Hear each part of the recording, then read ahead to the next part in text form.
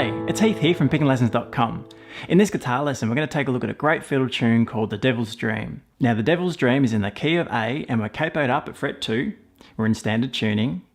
The melody features arpeggios which we're going to play with a cross-picking technique, so a little bit later we'll take a look at some exercises that will help improve the cross-picking we need. First of all, let's jump into part A nice and slow.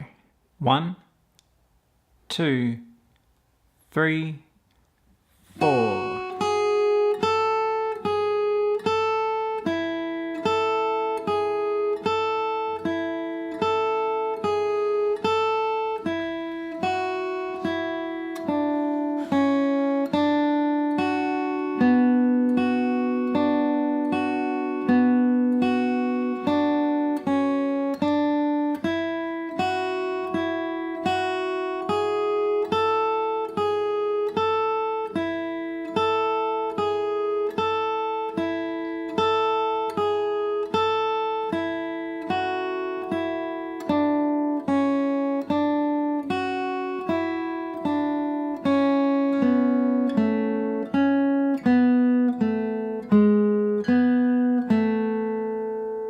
Alright, part A there for The Devil's Dream. If you head on over to pickandlessons.com, you're going to find the tab for this arrangement, and you'll also find part 2 of this lesson where we take a look at part B. There are also some play along and backing tracks at 3 tempos, so as you're learning the tune you can use those to help you practice. pickandlessons.com. Alright, so we're going to take a look at some exercises now that are going to help us play this melody in part A. And first of all, we're going to take a look at measures 1 and 2. In measures 1 and 2, this is a real feature of the melody, and we're going to take a look at the fingering we need to use to play this melody. Sounds like this.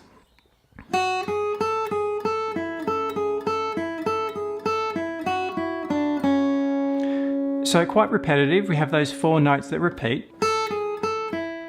And the way we're going to use our fingers in this passage is by using our first finger at fret 2 on string 1, our third finger on fret 3 on string 1, which leaves our second finger free.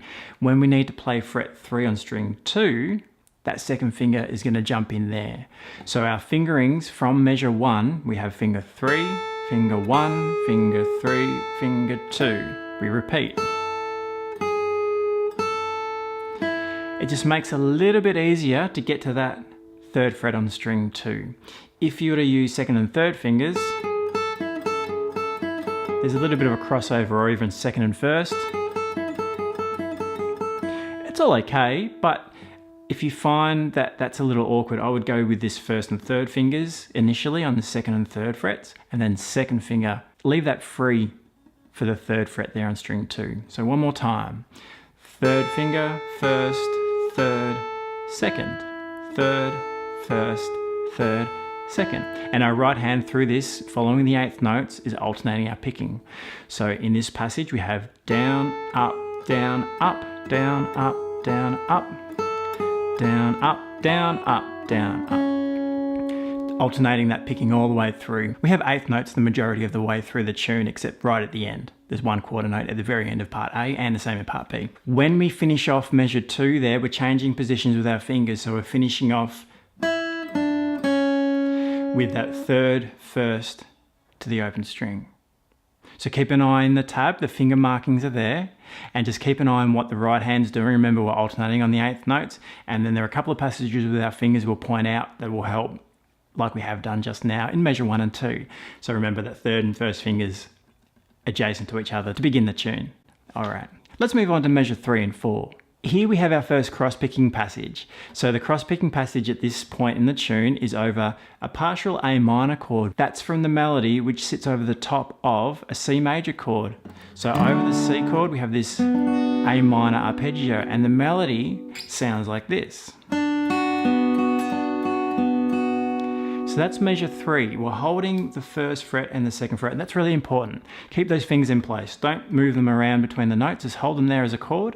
And our right hand, we're going to be picking again, alternating down and up.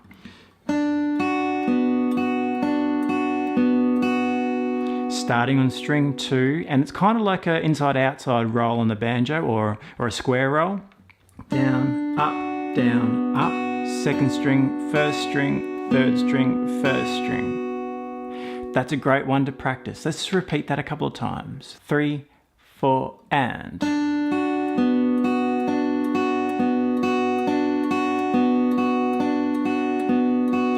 just to get into the swing of that cross picking over the arpeggio.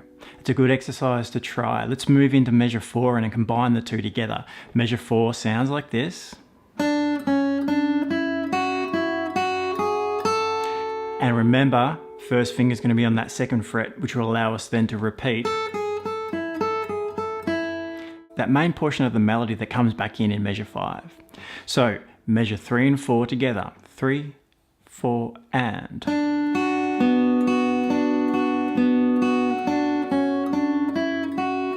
First finger to your third. Okay, another good exercise there. Spend some time on both of these. Let's have a look at the tag to finish off now though. So the last two measures in part A. Sounds like this.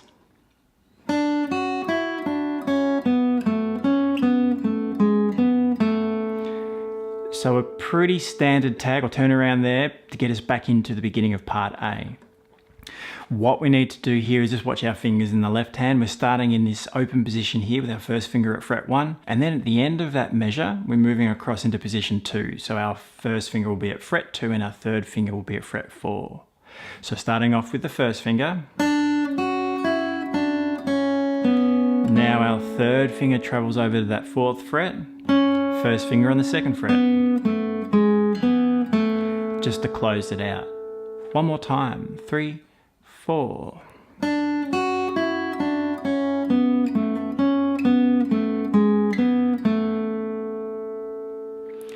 So again, it's not too hard, just watch the position change. You could use your little finger there on the 4th fret, but it's pretty easy just to move across. Fingering is in the tab, right hand markings are in the tab. If you head to pickinglessons.com, remember you'll get a copy of this tab, and we've got the second lesson where we take a look at part B of the tune, and there are some play along tracks and backing tracks at 3 tempos. pickinglessons.com, I'll see you there.